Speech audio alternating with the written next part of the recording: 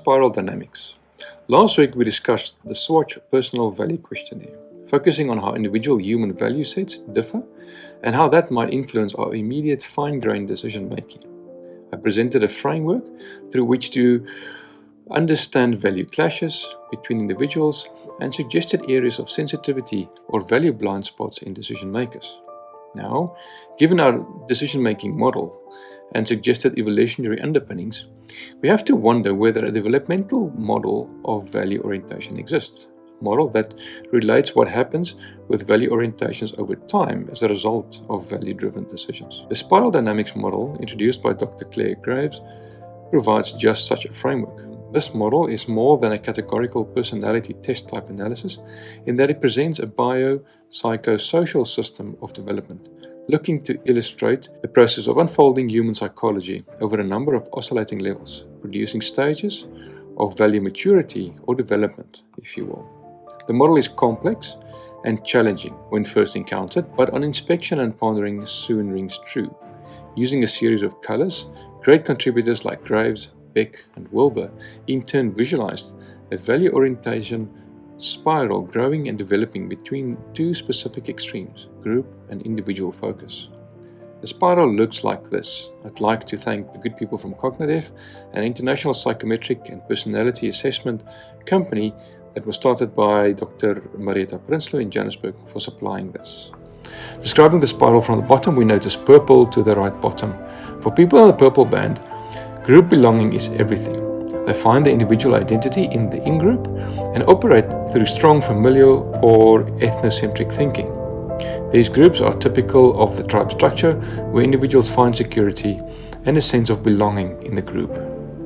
Some individuals rise above the purple phase, taking a leadership position over the tribe and in-group. These guys make the jump to the individual orientation and move to the red band. The reds are energetic, assertive, and driven individuals who are willing to fight for limited resources. But they can also be egocentric, impulsive, and prone to fear. People growing past the red band into blue. Blue is about the group again, but instead of tribal or familial bonds cementing our belonging, blue membership rests on common beliefs. Blue seeks certainty, structure, justice, and value the status quo. Most people identifying with conservative, organized religion identify as blue. They can come across as inflexible and fundamentalist to people in other value bands. Next up is orange. Like previous jumps, a jump to orange is usually driven by a talented member standing out in the group, seeking his or her own destiny over that of the group. Orange people focus on creating value and prosperity. They are independent, opportunistic, risk-taking, and value science as a guiding principle. The orange value set is typical of the 1980s mover and shaker, the star CEO, but they can be manipulative and self-centered. Developing from orange, we find green. Green is about the group again, favoring a humanistic outlook. They are open-minded, see the world from a relativistic perspective, and are constantly looking to foster relationships, harmony, and acceptance. They love travel, experience new cultures, and foreign cooking styles. Their decision-making is often hampered by their relativistic look, making concrete options selection difficult. Yellow is the next iteration. Again, with an individual focus, yellows tend to view the world as a number of complex, integrative systems. They are intellectual, pragmatic, sense-seeking, learning-orientated, and can communicate simplicity from complexity. They have been criticized as being detached and unemotional, or even uncommitted.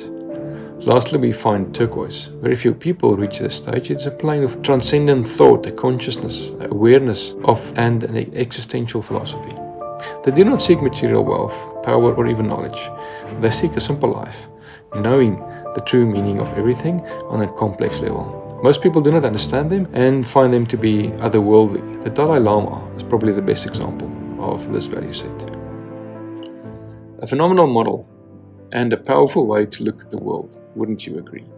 I bet you've already placed yourself and a number of characters in your life somewhere in this spiral. Should you want to know more, or for sure, follow the link in the comments to the Cognitive website and complete the value orientation assessment. But before we can sign off, we need to make this relevant to our discussion. What does it mean for decision making, and how does it relate to the model and the Swatch value profiles? During our second and third sessions, I briefly mentioned the spiral dynamics and hinted at an overarching relationship between our decision making model and the two value sets. The first and most obvious observation is the alignment between the axis of self-transcendent self-enhancement in the Swatch model and the group versus individual thinking in spiral dynamics. I would propose that an individual at a specific band of the spiral would exhibit corresponding self-enhancement values in the Swatch assessment. That is, a person in the blue band would test high in group-specific values such as humility and conformity to rules. Individual values of self-enhancement, individual values or self-enhancing values such as achievement and dominance would in turn be popular with orange bands and so forth. Consider thus, for a second, a horizontal plane cutting across the spiral dynamics model for each individual in a band, orientated in such a way as to align the self-group axis with the Schwartz self-enhancing self-transcendent axis. We now have a 3D model of immense complexity, detailing individual iterations within the spiral dynamics band. Awesome. So how does this tie in with our decision-making model? Well, rather elegantly, I think. We make value-sensitive decisions based on our value orientations, both our spiral dynamic band color and our specific Swatch value combination. We mentioned in video 2 that the decision smiths propose a developmental or evolutionary view of decision-making. Our best understanding of all the frameworks available is thus this: the hordes of micro-value-sensitive decisions we make or choose to not make shape our value system in the same way that our value systems shape our decision-making.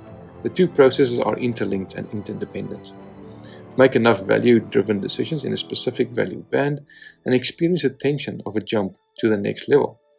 Perhaps you've experienced this before, the anguish of leaving a fundamental religious belief behind as you gradually make room for a scientific explanation of the world, the blue to orange shift, or gradually becoming aware of the injustices of the world and the futility of naked commercial ambition in favor of an inclusive view of society, the classic orange to green shift.